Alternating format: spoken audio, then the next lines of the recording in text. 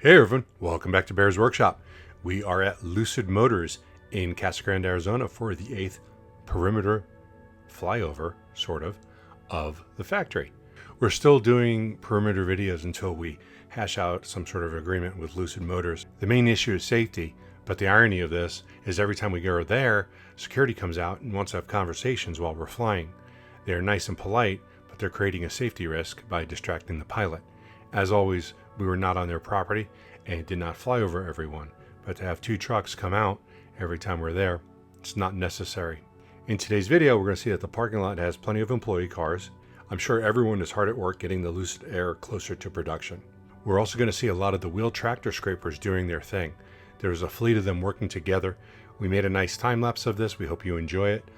Most of this work is being done on the east side of the property, and we expect to see a lot more going on. It seems to be getting more active every time we come out.